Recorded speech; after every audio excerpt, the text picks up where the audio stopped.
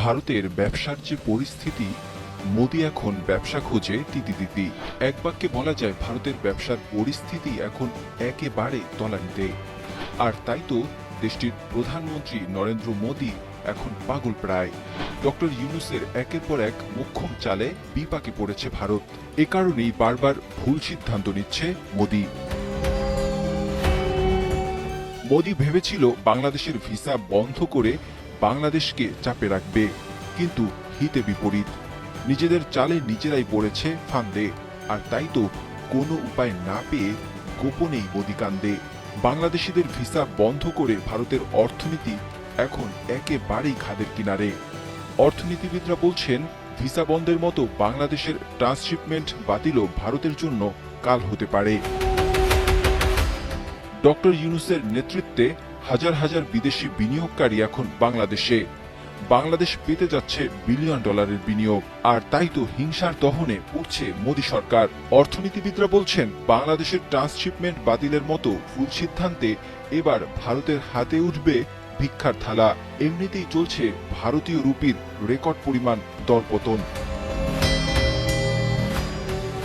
ভারতীয় রাষ্ট্রায়ত্ত বার্তা সংস্থা প্রেস ট্রাস্ট অফ ইন্ডিয়ার এক প্রতিবেদনে জানানো হয়েছে, ট্রান্সশিপমেন্ট সুবিধার ফলে ভুটান, নেপাল ও মিয়ানমারের মতো দেশে বাংলাদেশের পণ্য রপ্তানির জন্য বাণিজ্য প্রবাহ বাধাহীন ছিল। ভারত 2020 সালের জুনে বাংলাদেশকে পণ্য রপ্তানির এই সুবিধা দিয়েছিল। ভারতের এই সিদ্ধান্তের ফলে বাংলাদেশের পণ্য রপ্তানিতে বাংলাদেশের ব্যবসায়ীরা সাময়িক কিছুটা চাপে পড়লেও ভারত হারাবে বড় অঙ্কের রাজস্ব। বিজিএমইএ এর সাবেক জ্যেষ্ঠ সহসভাপতি আব্দুল্লাহিল রাকিব বলেন, আমাদের বিমানবন্দরের সক্ষমতা কম, এখন আমাদের বিকল্প ট্রান্সশিপমেন্টের ব্যবস্থা করতে হবে। তবে তিনি মনে করেন, এই সিদ্ধান্তের ফলে বাংলাদেশের চেয়ে ভারতই বেশি ক্ষতিগ্রস্ত হবে।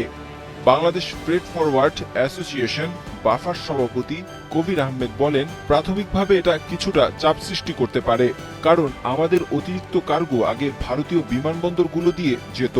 এখন কোন দেশ থেকে ট্রান্সশিপমেন্টের সুবিধা নেওয়া যায় তা বের করতে হবে। প্রয়োজনে আমরা শ্রীলঙ্কা ও মালদ্বীপের বিমানবন্দরগুলো ব্যবহার করব।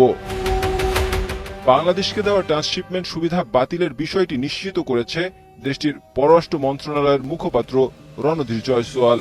বুধবার নয়াদিল্লিতে নিয়মিত সাপ্তাহিক সংবাদ সম্মেলনে বাংলাদেশের এই সুবিধা বাতিলের কথা জানান তিনি।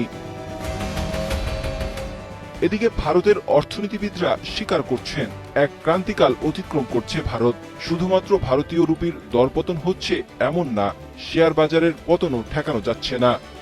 তাই অনেকেই শঙ্কা করছেন, এমন চলতে থাকলে দেউলিয়া হয়ে যাবে ভারতের অর্থনীতি। Desk report, 21 television.